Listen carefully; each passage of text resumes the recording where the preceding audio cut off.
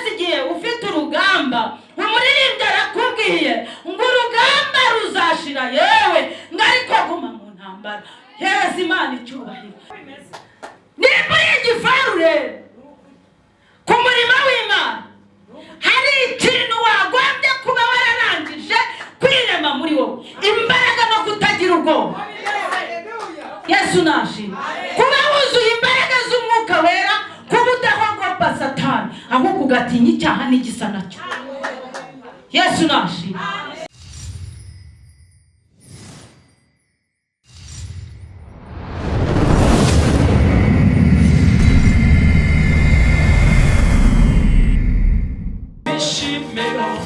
Ishime o mitima yacu kubimuri kare hafi tuhumure tuzaruka tutakira tukarire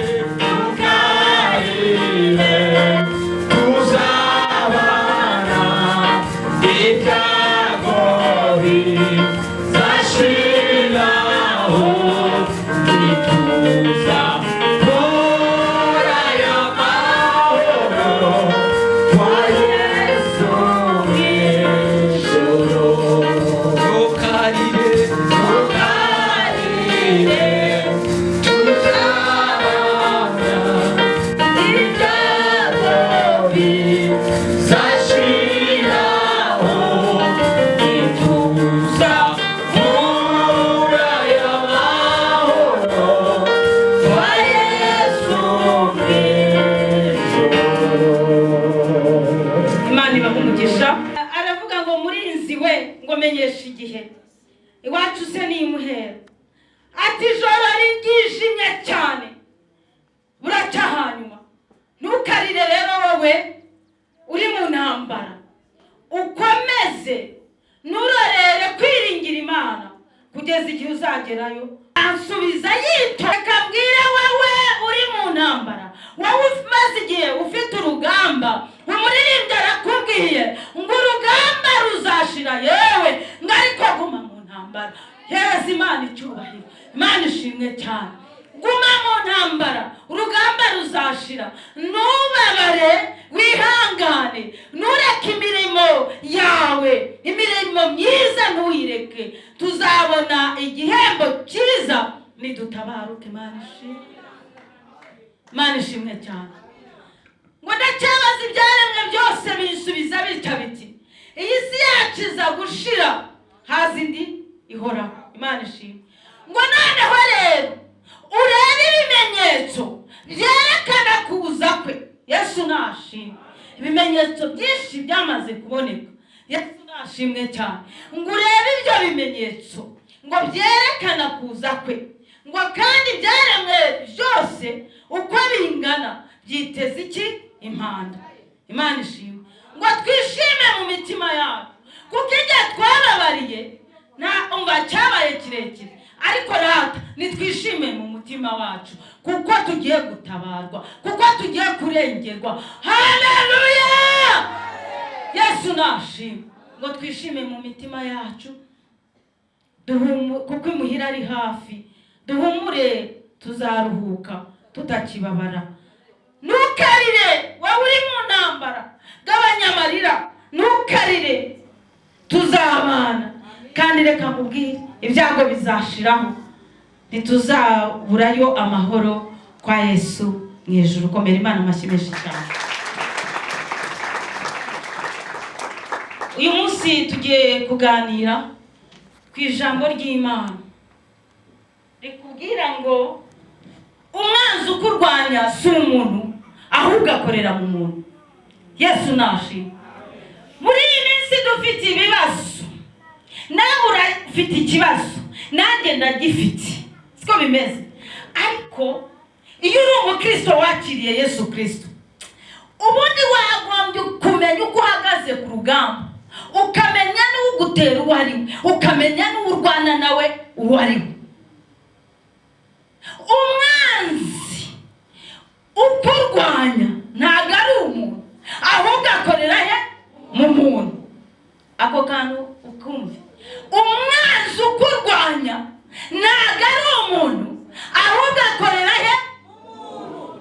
icyo kinotingi.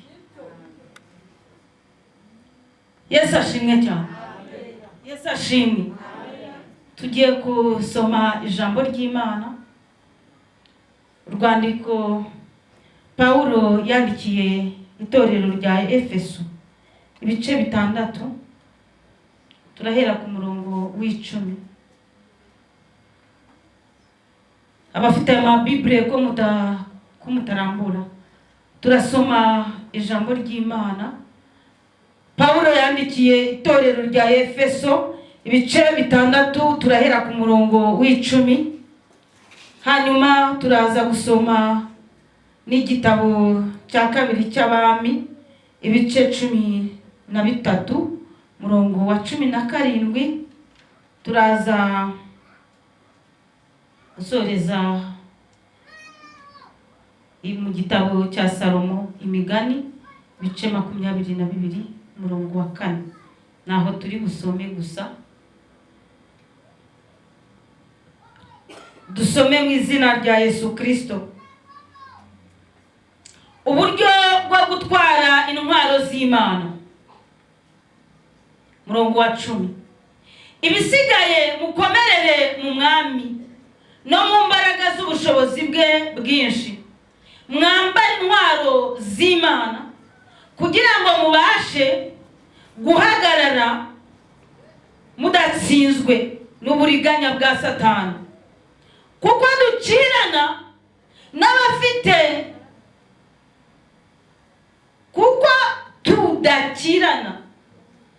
tudakirana n'abafite amaraso n'umubiri, ahubwo dukirana n'abatware, n'abafite ubushobozi, n'abategeka iyi si y'umwijima, n'imyuka mibi y'ahantu ho mu ijuru. Yesu nashimwe. Nari mbabwiye ngo insanganyamatsiko y'uyu munsi ni uko uyu munsi ubasha kumenya ko umwanzi wawe ntabwo ari umuntu, ahubwo arakorera hehe, arakorera mu muntu. Iki cyanditswe kikubwiye neza, kirabigusobanuriye rwose ngo kuko tudakirana n'iki yewe, ntabwo dukirana n'abafite iki amaraso n'umubiri. Iyaba yari umuntu, iyaba yari afite umubiri, iyaba yari afite amaraso, wanamwitegereza akiza ugakwepa. Ariko ikibazo ngo ni iki yewe, ngo ni imyuka mibi, kandi ikindi ngo bifite ubutwaresha, ngo bifite n'ubushobozi. Niyo mpamvu uzumva umuntu akubwira ngo n'ubu umutima wanjye warashize, ikintu kiwukubita kikawushwanyaguza ni wa mwuka mubi, ni bya binyabutware, ni bya binyabushobozi, ngo bitegeka bigakontorora, ngo n'iyi si, iyi si y'umwijima, isi y'ibyaha. Ndagira ngo usobanukirwe, wowe umaze iminsi wumva umuntu yarakuzengereje, burya nawe si we, ahubwo ni uko yabaye umucakara, yabaye imbata, yabaye umukozi w'iyo myuka tumaze gusoma. Noneho iyo myuka ikorera muri we, wajya kumva kuva asohoye ijambo rikumena umutwe. Uriya rero ijambo ryakubwiye ngo none se iyo ureba umuntu ntafite amaraso se, ntafite umubiri se, ariko ijambo rirakubwiye ngo ntabwo ari we, ntabwo ari we. Wirebera urugamba rwawe mu muntu, ahubwo banza umenye urwana nawe. Uyu munsi dufite ikibazo, ntabwo twebwe, kandi twese turujya tuvuga ngo turi harya ngo ni ibikoporasi, ni gute yakorasi. Mwayivuze cyane se, aho yani muyivuga cyane, cyangwa muba mupfa kwivugishwa.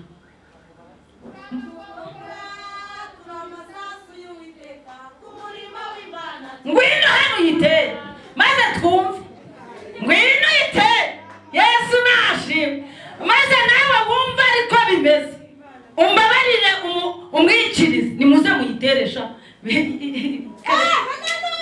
Amen. Reka bayitere wumve. Turamakompora, turamasasu y'Uwiteka, ku murimo w'Imana turi ibifaru. Amashyi namwe mubekirize. Turamakompora, turamasasu y'Uwiteka, ku murimo w'Imana turi ibifaru. Oh, turamakompora, turamasasu y'Uwiteka, ku murimo w'Imana turi ibifaru. Turamakompora, turamasasu y'Uwiteka, ku murimo w'Imana turi ibifaru. Ku murimo w'Imana turi ibifaru. Ku murimo w'Imana turi ibifaru. Haleluya, ku murimo w'Imana turi ibifaru.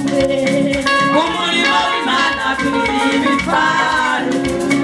Turamakompora, turamasasu y'Uwiteka, ku murimo w'Imana turi ibifaru.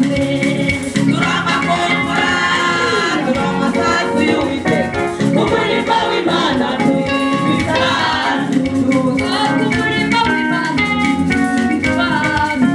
Haleluya! Hereza Imana icyubahiro. Buriya nk'umuntu wabaye umusirikare niwe uri kubyumva neza cyane. Ngo ku murimo w'Imana turi ibifaru. Igifaru bagiteretse hariya. Nyine nako ka mwanya n'igihusha. Niyo kivuze abantu bariruka. Ariko icyo aba baririmbyi bashatse kuvuga niki? Nuko bari bamaze kuzamuka mu kindi cyiciro bavuye mu mubiri bamenye yuko urugamba rutoroshe. Bakavuga ngo ni amasasu. Ni ukuvuga isasu nirihisha. Ni ntabwo rijya rihusha haduye. Kubita. Yesu nashimwe. Niba y'igifaru rero ku murimo w'Imana hari ikintu wagombye kuba wararangije kwirema muri wowe. Imbaraga no kutagira ubwoba. Yesu nashimwe.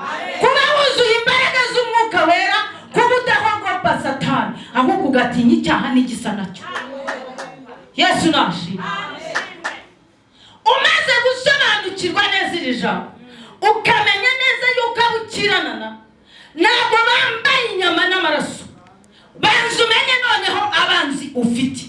Umwanzi wa mbere ni Satani. Banza usobanukirwa ko umwanzi wakuzengereje ntabwo ari uriya wambaye inyama n'amaraso, kuko uriya nawe azapfa n'umusa azapfiraho ntabwo awuzi. Banza umenye ko ari Satani. Umenye aho nawe watakira. Nimba kwatakira mu magambo, nawe menya ko ugomba guhimisha iminsi mibi y'amagambo gusenga. Yesu nashimwe. Nimba akwatakira mu burwayi, menya yuko Satani yaremye noneho igitero cyo kuguteza kurwara. Noneho nawe watakire mu mbaraga zo gusenga, usanga Imana igukize. Kuko dufite Imana ikiza yewe. Imana nishimwe. Banza usobanukirwe abanzi bawe wa mbere ni Satani, uwa kabiri n'uyu mubiri. Kuko twasanze neza ntabwo umwanzi wawe ari uriya muntu wambaye umubiri, ahubwo agutera anyuze mu wambaye umubiri. Mwanzi wa gatatu ni icyaha kizanwa n'umubiri. Iteka ryose ukararikira icyaha buri munsi ukumva urararikiye. Wagerageza no kwipangira ngo uyu munsi urajya gusenga ukiranuke, bikanga. Satani akagutega utarava no mu rugo, cyangwa wava no mu rusengero ugasanga icyaha cyagutegereje. Cyaha. Ikindi hariho n'ukuntu ujya usanga ubwibane no kwishyira hejuru. Hari ibyo byavanye Rusuferi mu gihugu cyo mu ijuru, nabyo byarabasa abantu. Banza umenye umwanzi wawe ibirindiro yicaramo ku buzima bwawe. Yesu nashimwe. Uje gusenga, uje kurwana intambara yo mu mwuka, utaridantifiya, utaramenya neza aho aguterera. Nimba uri umusore ukaba uzi ko Satani aguterera mu irari ry'abakobwa, mu busambane, tayari uzi ibirindiro bye. Aho nawe niwo ugomba gutera bombe y'amasengesho ukaharasa umuriro mu izina rya Yesu. Wa mubyeyi we, niba uzi ko ururimi rwawe rushobora kukubera inyongobezabugingo, buri gihe wisanga mu magambo ari wowe bari kujuririra bavuga ngo uriya ni we wabivuze, tayari icyo gihe ugomba kumenya yuko Satani akwatakira ku rurimi. Niba kandi Satani akwatakira mu biganza, ukaba uri igisambo utajya urambura, tayari menya ko aho ngaho ariho rwose utsembererwa. Nawe noneho nusenga ubwira Imana ngo Mana, mfite ubumuga bwo kutarambura izi ntoki, utangire usenge. Yesu nashimwe cyane. Ikibazo usanga abantu basenga bagasaba ibintu mbese bya nyuma batabanje gusaba, basenga basaba icy'ingenzi. Jambo ry'Imana niba usobanukiwe nuko ubayeho uri ku rugamba, kandi nta muntu utaba ku rugamba. Witwa umukristo, nta mukristo utari ku rugamba. Ahubwo ikibazo cyawe uzi ko uri ku rugamba, ahubwo ntabwo witwara nk'umuntu uri ku rugamba. Mbese uyu munsi ndi ku rugamba, ejo biriya ni ibyabariye ndajya kureba umuntu asengera. Ariko reka nkubaze, ntabwo uzi ko nta muntu wumva umusonga nka nyirawo? Ninde wumva umusonga nka nyirawo? Njyewe uzaza hano nzagusengera, ndetse uzanambwira kumpaye icyifuzo nk'umushumba, nzagisengera. Shobora kukirarira iminsi 3 nyisengera, Imana ikavugana nanjye ngira gikemuye. Ariko imvuga y'Imana shobora kubimbwira 2020 ikabisohoza muri 2022, ariko wowe uzaba ukigenda n'iki wa musonga wawe. Yesu nashimwe. Aho kugira ngo wakire Yesu Kristo nk'umwami n'umukiza wawe, umwishingikirijeho, wowe wishingikiriza ku zindi mbaraga, ukishingikiriza ku bana b'abantu. Kandi ugomba gusobanukirwa ko intambara ufite zituruka Satani azikoreshereza mu bantu. Noneho wowe warangiza ugashaka kwishingikiriza imbaraga z'abantu, ubwo ubukishe. Banza wakire Yesu Kristo nk'umwami n'umukiza. Ariko reka nkubwire, hari principe ugomba kwapurika mu buzima bwawe. Ni wakire Yesu Kristo nk'umwami n'umukiza wawe, ukabirimba umuririmbyi uvuga ngo Yesu ni byose kumufite, 205 igice cya 4. Yesu ni byose kumufite, ntacyo wabasha kubura. Yesu nashimwe. Ugafata Yesu Kristo ukamushyira muri wowe, ukamwakira nk'umwami n'umukiza wawe. Ndagira ngo nkubwire ngo ntabwo uzakeba gusa, uzavuga uti ibyo ari byo byose. Reka nkubwire, ushobora no kubwira Yesu ngo unyiyicire, birakureba. Ariko reka nkubwire, ubundi wigeze ugira gahunda yo kuza hano kuri iyi si? Hari ibyo wowe wigeze ugira? None se uriya muryango wavukiyemo wigeze wandika demande, muravuga ngo Mwami Imana Data, Mwami Yesu imbaraga z'Imana, mbasabye kuvukira hariya? Wigeze ubisaba? Iyo Mana yabipanze gutyo, ni uyakira mu bumana bwayo, ni uyakira mu cyubahiro cyayo, ni uyakira mu mbaraga zayo, ikaba muri wowe, igakorera muri wowe, ukagendana nayo. Iyo Mana izakugira neza. Bazahaguruka ariko bazicara utabizi. Bazapanga Imana ipangurure, kubera ko wowe uri umugambi w'Imana. Nta domande wigeze usaba, ntayo wakoze, nta domande wakoze. Yesu nashimwe cyane. Icyo nshaka nuko tumenye uko duhagarara ku rugamba. Umwanzi ukurwanya si umuntu, ahubwo akorera mu muntu. Yesu nashimwe. Niyo mpamvu uzabona iyo umuntu amaze kwakira Yesu Kristo nk'umwami n'umukiza we, atera urutambwe akaza kugusaba imbabazi, akakubwira ngo buriya ngo ni Satani ngo wajyaga nshuka ni Satani watumye mugirira nabi.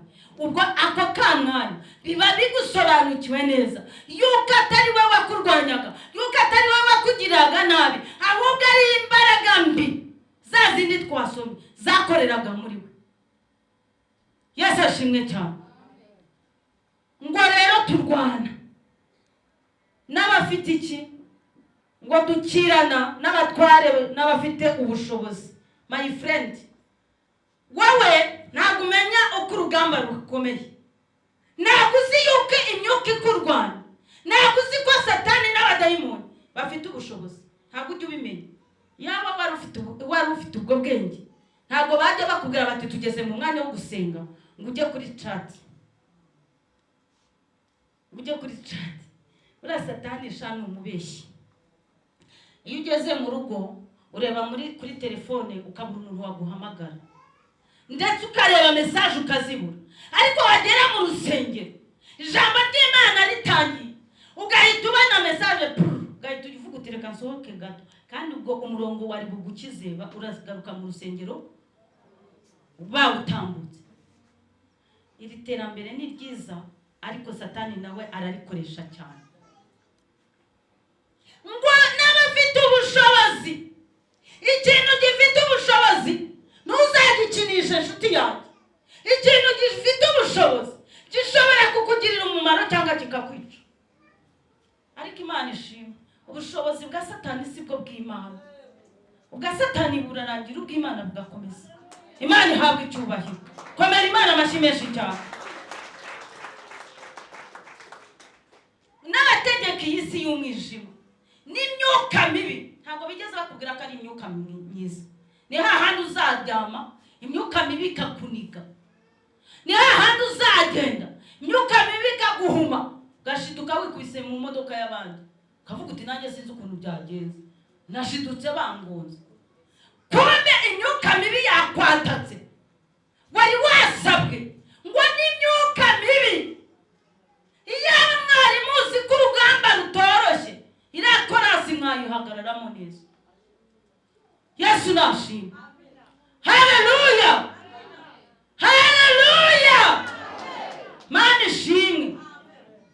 Nimwambara imbaraga, amazi si yayandi. Ngwe Yesu araje ijya twizerereye. Reka nkubwire, uravuga ngo niko byahoze, ariko buriya umuntu amenya itariki yavukiye, ariko kumenya itariki uzavira kuri iyi si, ngiye biriya bintu bintera ubwoba. Nkavuga nti Imana birakomeye. Iyo mbyutse ndavuga ngo birakomeye, naryama nkavuga ngo birakomeye. Reka nkubwire, iyo mbyutse ntabwo mba nzi, ubwo nimba mbyutse nka saa 9 ntagiye gusenga, ntabwo mba nzi uko ndi busange mu nzira bimeze. Noneho niyo nambutse nkagera aho njya, ndavuga ngo nisubirayo sinzi uko ndi busange bimeze. Igihe cyose dushinzwe guhindira imishyitsi imbere y'Uwiteka Imana, kuko Satani ntabwo ajya agira umunota wo gupfa ubusa, ahubwo twebwe usanga abakristo bari mu burangare. Waza gusenga nkaho wasabye ngo Yesu Kristo ngirire neza, uzuture muri njye ugendane nanjye ubane nanjye. Iyo ugeze hano ikintu cyambere usaba wa mubyeyi we ni kawunga. Siko bimeze? Ubu noneho ni ikirayi. N'igishyimbo cyarahenze. Uko bimeze? Ibyo ntabwo ari byo twagombye gusaba. Ibyo ntabwo ari byo umukristo yagombye gusaba. Kuko Data wa twese arabizi ko ubikeneye. Arabizi neza ko ugomba kurya, arabizi neza ko agomba kukurengera. Haleluya, haleluya. Ibyo Imana ibizi neza kukurusha, kuko nimba yarapanze ngo uzamara imyaka 80, 90, 100 kuzamura, yabipanganye no kuvuga ngo uzaba utunzwe n'iki, uzaba urya iki, uzaba wambara iki. Ahubwo nugera mu nzu y'Imana, iga gusenga by'ukuri, iga gusenga by'ukuri, kuko urugamba uriho ntabwo rworoshye. Iga gusenga usaba Imana kuba muri wowe no kugendana nawe. Isaba kuza kuzuzwa umwuka wera imbaraga z'Imana. Sara kugira ihishurirwa. Elisa nta kindi yajyaga anesheje ngo Imana yajyaga imubwira amakuru y'Abasiriya ngo igihe babaga bari butere ngo Elisa akaba yabimenye. Bigeze Abasiriya baracanganyikirwa bati ninde uvuga ibyacu. Baravuga ngo hariya hari umugabo wo mu Israheli ngo tugipanga aba yabimenye. Wowe naho wasabye Imana ikakuzuza umwuka wera ngo ikumenyesha amakuru y'urugamba, ahubwo uza gusaba ibirayi umugabo. Imana wa mukobwa we yakuremye izi ko ukeneye umugabo, wa musore we izi ko ukeneye umukobwa mwiza, wa mubyeyi we Imana izi yuko abana yaguhaye igomba kubarinda ikabagirira neza. Ahubwo ikibazo cyacu dusenga nabi, dusaba nabi, dusaba nabi. Ntabwo twebwe twita ku rugamba turimo, ahubwo tureba iby'aka kanya, aho gusaba igifatika, aho gusaba igikomeye. Twebwe twisabira ibyoroheje. Ariko reka nkubwire, kuza buri munsi uze gusaba umuceri, kazi wo muri munsi uje gusaba inzu, muza abantu inzu zijya zirwaho kuko bangana, muza abantu bahitanwa n'inzu zabaguyeho. Ese uza abantu bangahe bavuye mu rugo bamaze kurya uwo muceri usaba, bagera mu muhanda imodoka ikabakubita. Muhindure imitekerereze, muhindure imisengere. Ntabwo urugamba rworoshye. Yesu ashimwe. Nimuhindure, mugire sikizi ziri hejuru cyane, muve mu mubiri mwinjire mu cyumba cy'umwuka. Kuko niwamara kuzamuka ukinjira muri icyo cyiciro, ukamenya uko usenga, ukamenya ko Satani atajya asinzira, ibintu byose bizagenda byijyana. Yesu nashimwe. Komera Imana amashyi menshi cyane.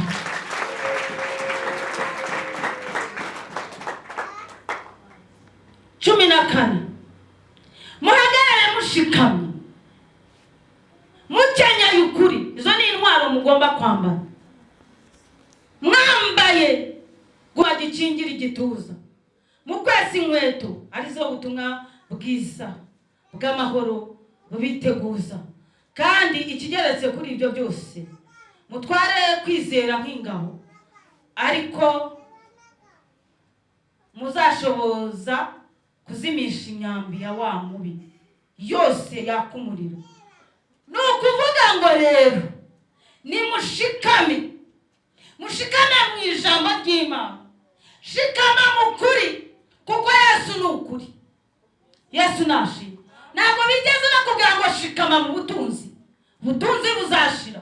Ntabwo bakubwira ngo shikama mu magambo, ntibakubwira ngo shikama ku nshuti zapfa ejo, ntibakubwiye ngo gira ibindi wishingikiriza, ahubwo ngo ushikame hehe? Mu kuri. Mu kuri ni hehe? Ni muri Kristo. Yesu nashimwe. Mwambare gukiranuka. Birababaza ujya kumva umukristo umwana akubwira ati jewe buriya Yesu aje turi mu rusengero, jewe nahita njya mu ijuru, atari kiyo ndi hanze nta kiba kigenda. None se kugomba guhora wambaye gukiranuka kugira ngo Imana nivuga aho uzaba uri hose uzumve ijwi rya Yesu Kristo witabe. Wowe uzakizwa ku cyumweru gusa bishoboka, ku cyumweru mu materaniro, ku wa kabiri mu masengesho, mu mugoroba wo gutabaza kwa gatanu niho ushaka gukizwa. Ijambo rirakweruriye ngo mwambaye gukiranuka nk'icyuma gikingira igituza. Yesu nashimwe. Imana ishimwe. Ariko ubwo uyu munsi bimeze gute? Ujya wambara gukiranuka kura? Uwo mwambaro ujya wambara gukiranuka? Ni wowe mbaza, wowe uri ku rugamba. Hari imyambaro y'umuntu uri ku rugamba, wambara gukiranuka. Nimba uzi kuri ku rugamba, nta mwambaro w'umusirikare uri ku rugamba wambara, icyo urakishe. Igihe kirageze ngo usobanukirwe uriwe, usobanukirwe kuri uwo Kristo cyangwa se bikunanira uceho, nta kibazo waca ukigendera. Ikibazo cyawe iyo ubonye umuntu akenshi niwe ugenda wikoreye ukavuga ko ari we ukubujije amahoro, ariko ntabwo ari we, ni imyuka y'abazimu n'abadayimoni ahubwo ikorera muri we. Ikindi kibazo ufite nawe ubwawe ntabwo wisobanukiwe. Iyaba wari uzuriwe wakambaye umwambaro wo gukiranuka, ukubeshyera akabura icyo agufataho, akabura ibimenyetso, ariko kubera wambaye umwambaro utari uw'umusirikare, iyo bakubeshyeye bagusangamo nawe ibinyoma, ugasanga noneho rubuze gica.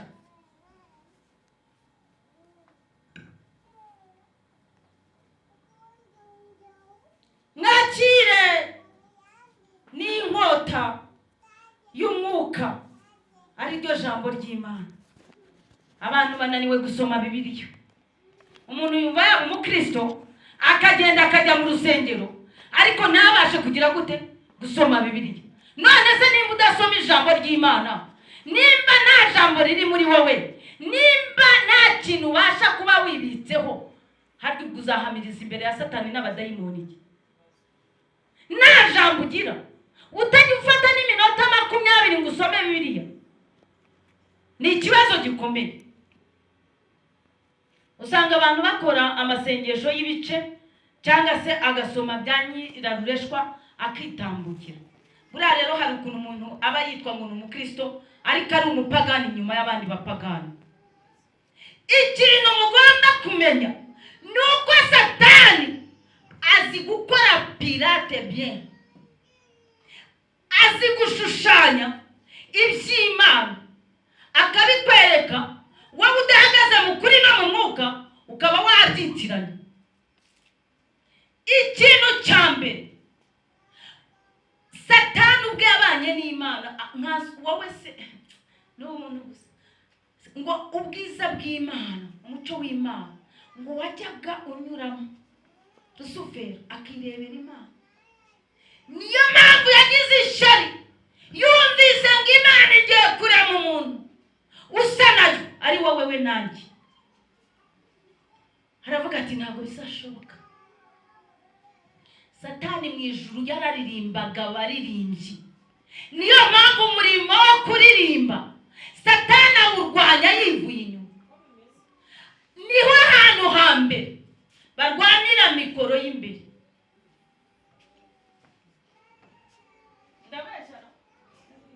Ndabesha. Kiriya rero ni ikimenyetso cy'uko Satani yaje mu makorari, azi uburyo Imana inezererwa n'amajwi no kuririmba no kuramya no guhimbaza, kaza akabanza akabakubitira kuri iki kintu cya mikoro. Kandi buri uw'inyuma wuzuye umwuka wera, Imana imwishimira. Komera Imana amashyi menshi cyane. Ndavugana n'abaririmba kuko natwe abakristo aho twicara hari tujya tuzamuka tukabadomina tukabarenga. Yesu nashimwe. Satani mpamvu arwanya abaririmbyi nuko uwo murimo yawukoze. Aho rero naza agashyiramo pirate, umuririmbyi yazamuka ari mu mavuta, abantu bose buzura umwuka wera, kavuga ati ndabahamije n'abazamuka. Tayari bya bindi byose wari uri gukora kubera ko wihimbaje biba bibaye iki? Zero. Kuko ufashe icyubahiro cy'Imana urakihaye. Wabyumvise? Niba abona uri umuririmbyi iteraniro nk'iri rifashijwe, ujye uhereza Imana icyubahiro. Vuga ngo Mana urakoze kubw'amavuta utanze muri iri teraniro. Ariko nuvuga ngo ndabahamije, biba birangiriye aho, kuko uba ubonye umuvumo. Satani asobanukirwa neza ko Imana yishimira kuririmba, kubera yuko iyo umuntu aririmbye neza ngo abasenze kangahe yewe. Niyo mpamvu ugomba kumenya urugamba uhagararamo. Nuhagarara muri korari bakakubyiga, hongera ibihe byo gusenga, usaba amavuta. Saba amavuta. Kuko aho ngaho Satani yahagutegeye. Satani akora amapirate menshi. Satani azi neza yuko Imana ifite ingabo zo kuturwanirira. Niyo mpamvu nawe rero yakeye yashyizeho umutwe wo kukurwanya, aribo abadayimoni. Ariko Imana ishimwe ko dufite batayo na batayo zishinzwe kuturwanirira.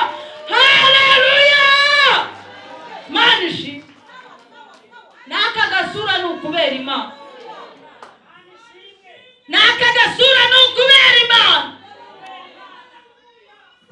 Iyo atari Imana, abarozi baba barakumize burunguri, abadayimoni baba barakunize mu bicuku by'ijoro. Ariko Imana arangiza ikagutwikiriza ingabo zayo, ingabo nini zikakurengera. Dufite Imana ifite ingabo nyinshi. Yesu nashimwe.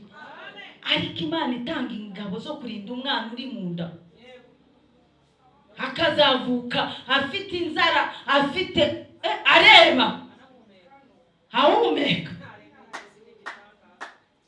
Imana nishimwe. Haleluya! Iyo Imana ifite imbaraga, nagira ngo bari wizera muri uru rugamba, Imana izajya ikubanziriza.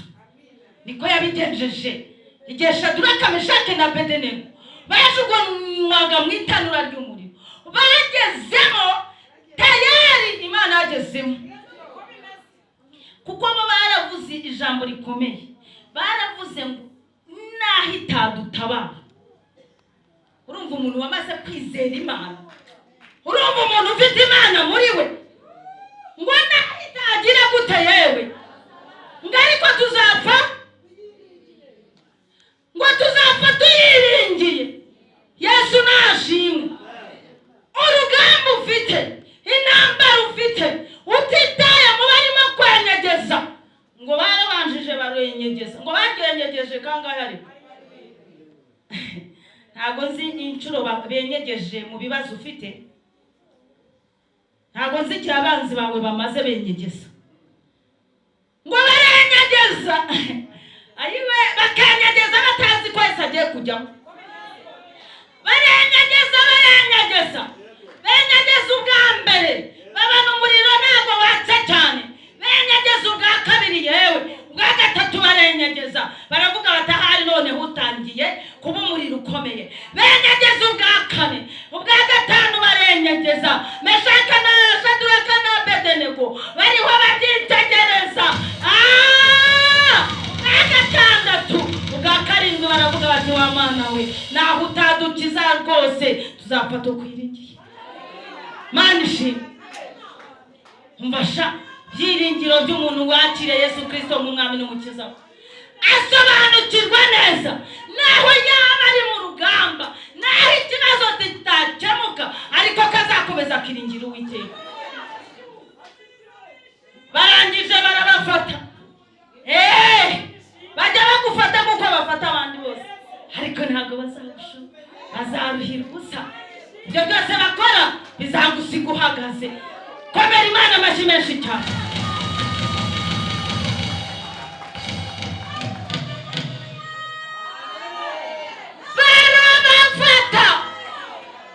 Barabafata, barajugunya mu itanura, yanyegejwe karindwi. Ngo byari bimeze gutya, ariko Imana urabizi ko niyo itaragutabara ibanza kubatesha umutwe, ibanza kubakuraho. Ngo bakibafata, ngo ibyo birimi by'umuriro byageze gutya, byarabaze birabasumira.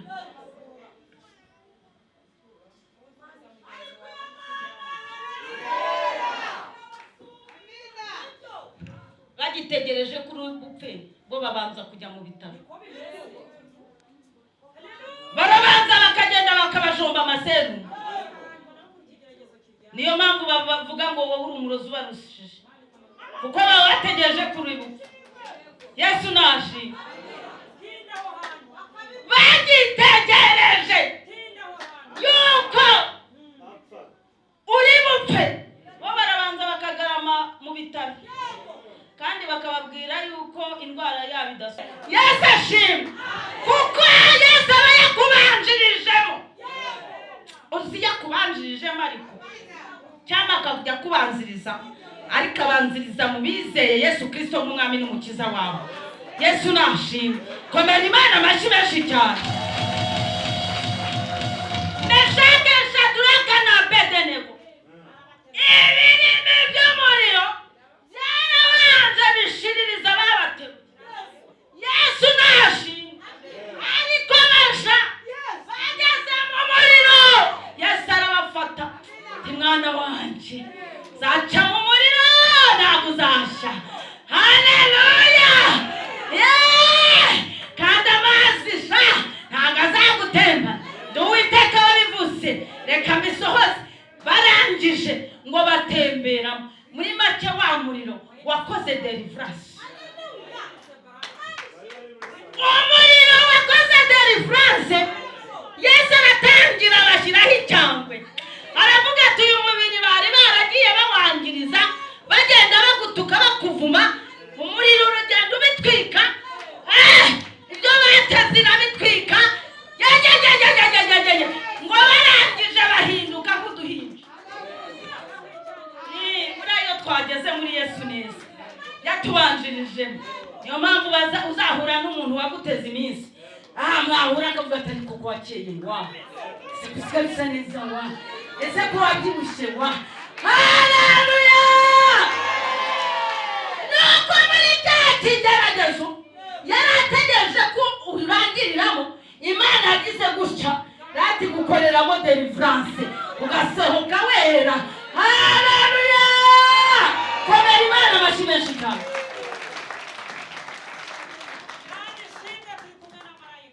Arangije ngo umwami arabitegereza. Nibwo bwa mbere umwami yagize iyerekwa ridasanzwe. Arangije arareba nabo nubwo bameze kuri ari abapagani badasenga Imana izajya ibaha kureba basobanukirwe neza yuko udasanzwe. Baravuga ngo umwami atariko twashizemo bangahe wa atariko kurya twashizemo batatu hasuri yawe nindi atariko ndabona sa n'umwana bari maso. Yesu nashimwe. Komera Imana amashyi k'Imana igiye kuza mu kibazo cyawe n'abakwanga bakabibona bakamenya ko ahagararanye n'umwami Imana. Mana nishimwe cyane. Harabyerekwa nyine reko reka bajye babyerekwa. Bazajya babyerekwa. Bazajya bagira guteye. Bajye babyerekwa. Ko dusenga Imana ishobora byose. Shaduraka na Bedenego ngo umwami arababwira ngo nimuve bava mu kigeragezo ngo bameze neza. Yesu nashimwe ngo nta n'umwe tugize gute yewe ubanukaho nanjye natura ku buzima bwawe kuzigomba gusohoka mu kibazo nta mwotsi ukunutse. Komera Imana amashyi.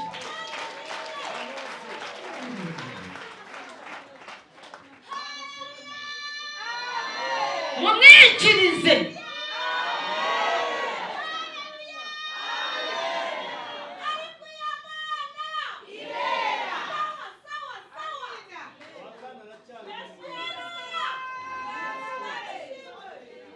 Ndagira ngo ubwe ko Yesu akibikubereyemo. Arimo aragenda asimya. Bararasa umwamba akazimya. Bararasa ijambo agakubita. Yesu nashimwe. Baratega imitego agategura katika jina la Yesu. Baraguhimiriza akaguha imyaka. Mana nishimwe. Yesu aracyabi arimo kukuzimiriza. Nako gasura nuka kuzimiriza. Komera Imana amashyi menshi cyane. Mana ishimwe cyane. Icyo usabwa ni ukwakira Yesu Kristo nk'umwami n'umukiza wawe. Akaba muri wowe kagera kuri ruriya rwego rwameshakesha Duraka na Bedenego. Kavuga ngo nahatangiza zapfa mwizera. Naho uyu munsi narya ndizera ko ejo nzarya. Naho uyu munsi naba ndi mu bukode ndizera ko ejo nzaba ndi mu yanjye. Naho uyu munsi naba nambaye umwenda yewe utari mwiza ariko ejo nzambara usobanura. Naho ariko kubera Imana ejo bizahinduka. Yesu nashimwe. Niko Meshaka na Shadraka na Abednego bahimishije iminsi mibi yari ibageze ahaga. Yesu nashimwe. Imana ishimwe cyane. Tugiye gusoma irindi jambo ry'Imana.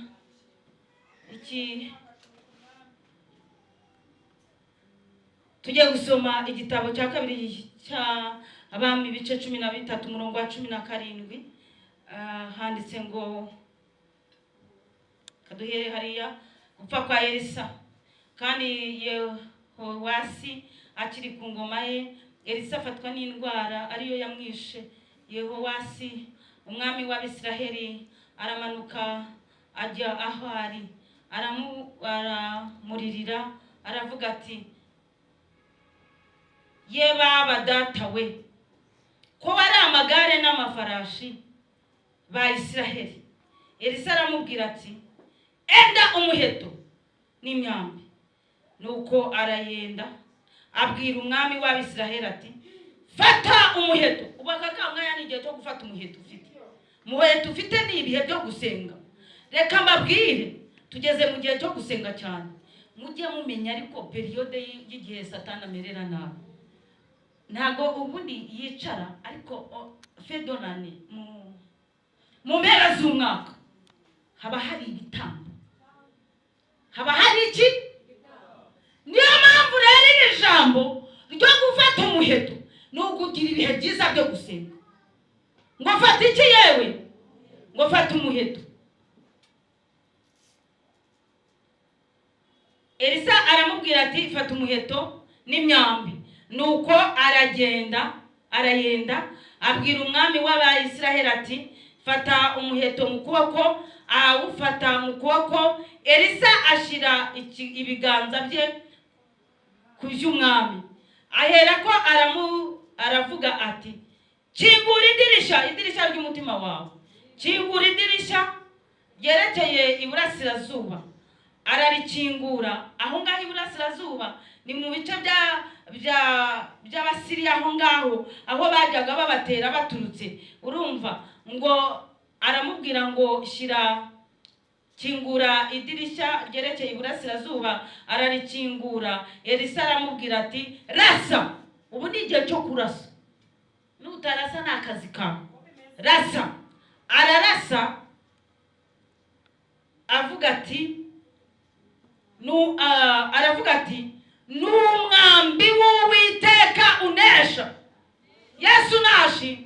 Ugomba kumenya ko ugomba kugira umwambi unesha. Ariko sengesho, ariko kwiyiriza ubusa, ariko kwegera Imana muri ibi bihe bya nyuma by'uyu mwaka. Urumva?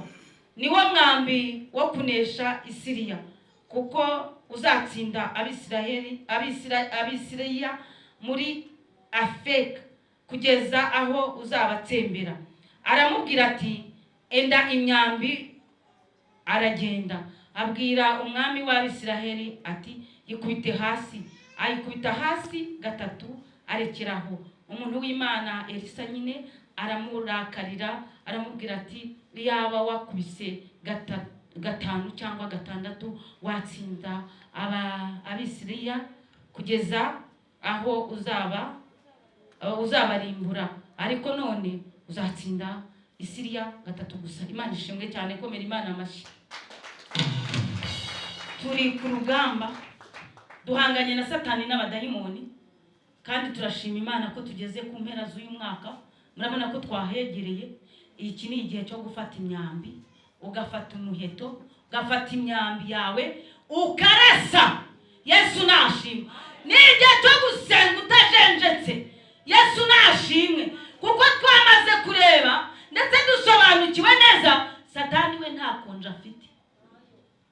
Niyo usinzira bari gupanga, niyo rwose byamunaniye yohereza n'ibitero mu ndoto, karota uhananuka mu rwobo wikubita hasi kugira ngo ubyuke wavunaguritse. Yesu nashimwe. Ngo uriya mwami ngo we yarafashe iyo myambi ye ngakubita kangahe? Gatatu. Yakakubise gatanu cyangwa gatandatu. Ni kwa kundi nawe ujye usenga warangiza ukanebwa. warangiza ukabirambika, warangiza ukabivamo, warangiza ntukomeze ngo wegere igicaniro, ngo wegere igicaniro cy'amasengesho ukomeze usenge. None se ubu ngubu kuri gupanga ngo muri iyi minsi ufite ibintu byinshi, ntabwo usobanukiwe neza uburyo amatagisi, uburyo impanuka zijya ziba mu kwa 12. Ibyo ntabwo ubizi, ntabwo mubizi. Mubere maso ubugingo n'imibiri yawe, mube maso. Ngo umuntu w'Imana ararakara ati yaba wari usenze, gende kambivuga gusenga, we yavuze ngo gukubita hasi. Yaba wari usenze ukongera ugasenga, ukagira ibihe byiza byo gusenga, Mwuka Wera yakumenyesha, Mwuka Wera yagusanga, imbaraga z'Imana zakugota. Reka nkubwire, wabasha kumenya imigambi y'umubi itaranasohora.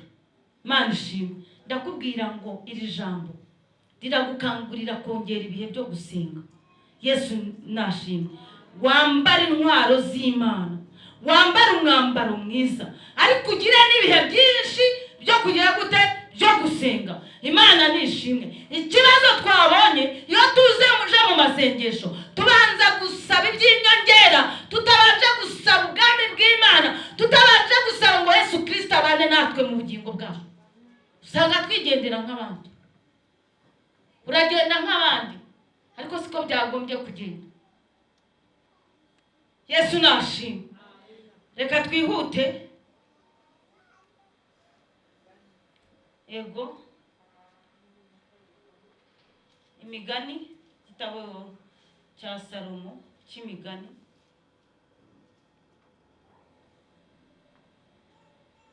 wahageze nadusomere 22:4.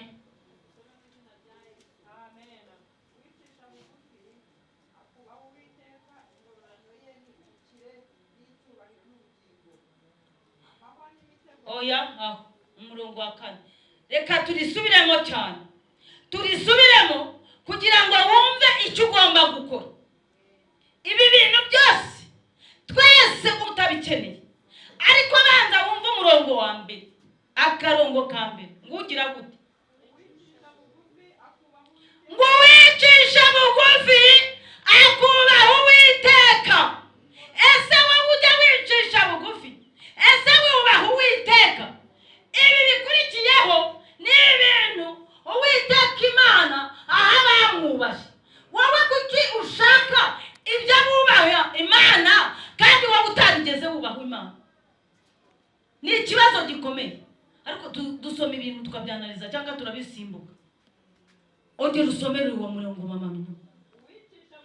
Uwicisha bugufi. None se kutajya uwicisha bugufi, kuhora warishize hejuru, mu muryango wanyu wishyira hejuru, aho utuye wishyira hejuru, mu itorero wishyira hejuru, warangiza ugashaka ingororano z'abicishije bugufi. Ntabwo wasibona, ntibishoboka.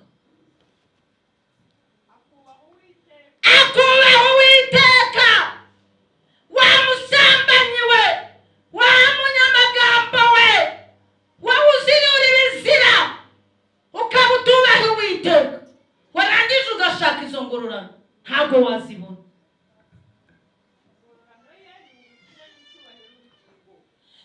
Umuntu wicisha bugufi yarangiza kubaha Uwiteka,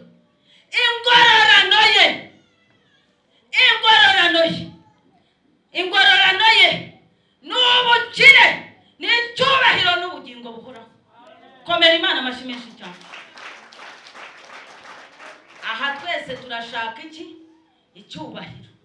Nicyo cyahurutuye Satani mu ijuru. Turashaka ubukire. Satani agira gutya wa mukobwa, kakubwira ati sambana ubukire ubugereho vuba. Ubwo uhita birangira nyine ibyawe urabyumva. Ayiwe, ntabwo ujya wita ku iherezo ryawe ngo uvuge ngo urashaka ubugingo buhoraho. None se urumva ubukire twese ko turaho, watubwira ngo tugabije hehe? Sinzi ahantu haryoshye hari, kuko nsigaye mbona Kigali yose iryoshye. Ariko wakubwira ngo nguhaye wenda itaje, avuze guti Imana irakibivuye. Urashaka ubukire, urashaka icyubahiro, urashaka n'ubugingo buhoraho. Password nta yindi, no kugira gute, no kwicisha bugufi, kubaho Uwiteka. Ariko se byakugendekeye biti?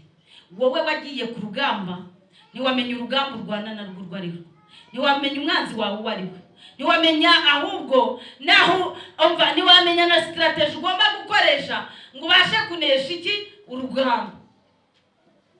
Bimeze gute? Bimeze gute? Tugiye kwihanarika. Genda shaka ko mubanza mukakira Yesu Kristo nk'umwami n'umukiza wawe, ngo kuko uwicishije bugufi kubaho Uwiteka, Imana ihita imugororera kamudundira.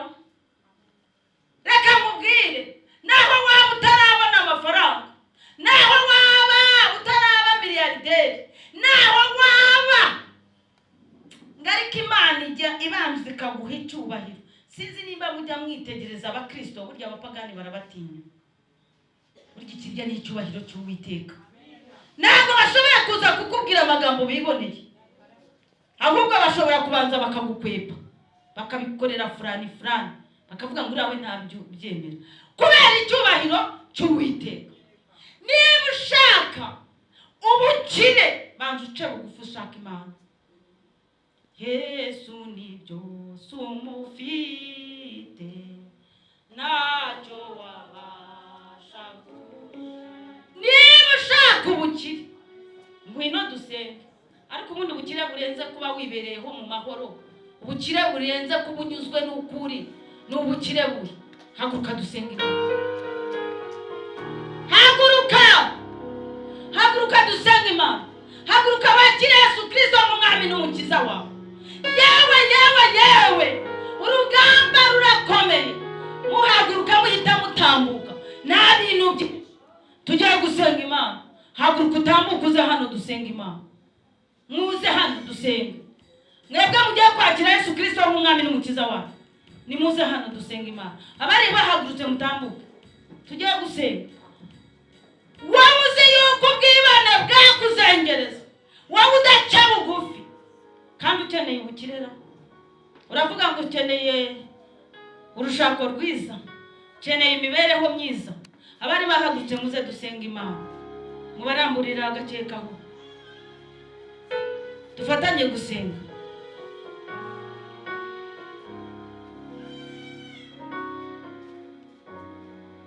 Wowe ushaka kwakira Yesu Kristo nk'umwami n'umukiza wawe bwa mbere, ngwino hano wakira agakiza. Ngwino wakire Yesu Kristo, ngwino wakira agakiza.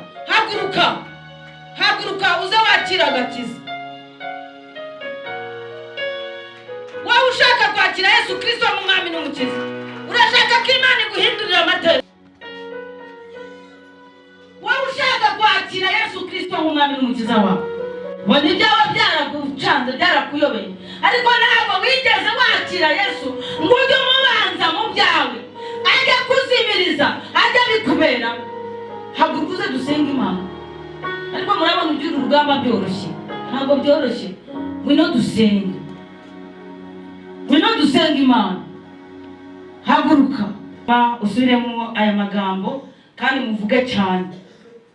Mwami Yesu, Mwami Yesu, ndagushimiye ko numvise ijambo ryawe, ntabatsinzwe naryo. Mwami Yesu, mbabarira ibyaha byanjye byose. Mwami Yesu, managura mu gitabo cy'abarimbuka, unyandike mu gitabo cy'ubugingo. Satani we, uyu munsi ndakwanze, sizongera kugukorera.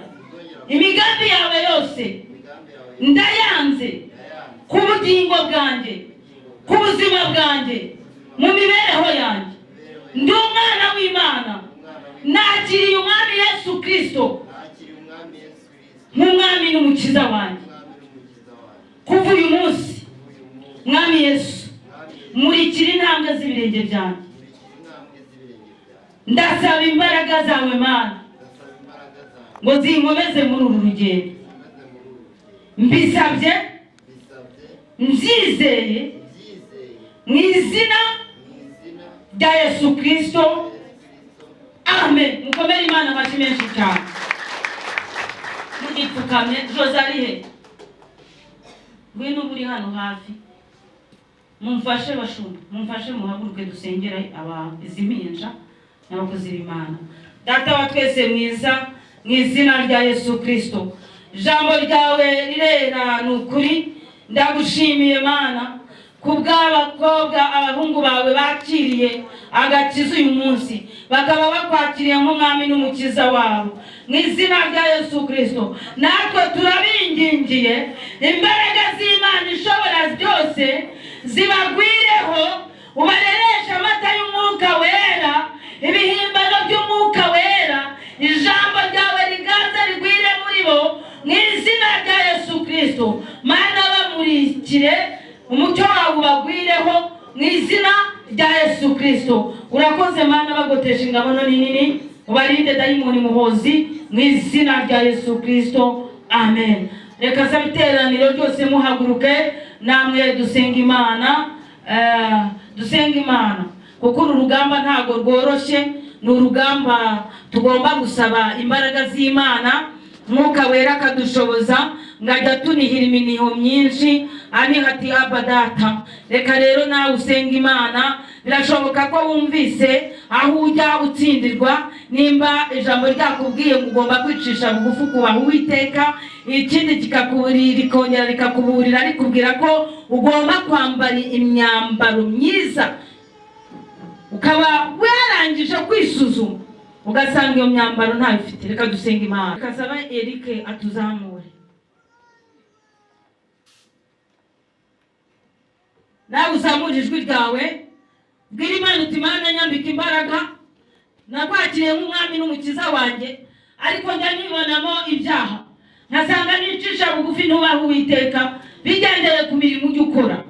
Bwira Imana uti Imana ngarukaho. Reka twese dusenga Imana. Tugiye gusenga. Mana nziza, Mana ikomeye, gitari cy'amahanga, ijambo ryawe riratubwiye ngo kwicisha bugufi abo ngabo ngororano yabo ni ubukire n'ubugingo. Icyubahiro kandi araho twagenze nabi nitwicisha bugufi.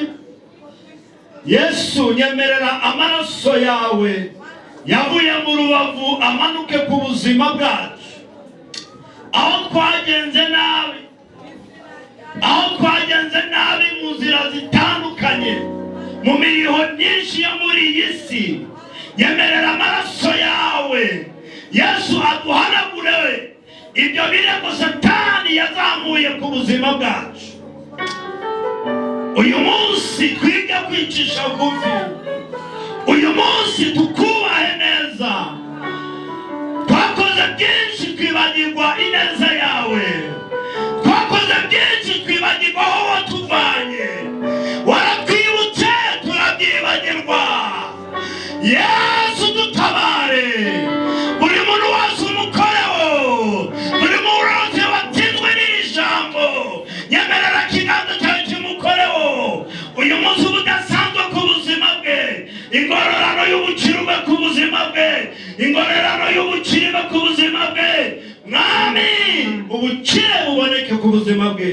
Reka twubahe Uwiteka, reka twicishe bugufi, utwigishe Mwami, ukomeze utwigishe.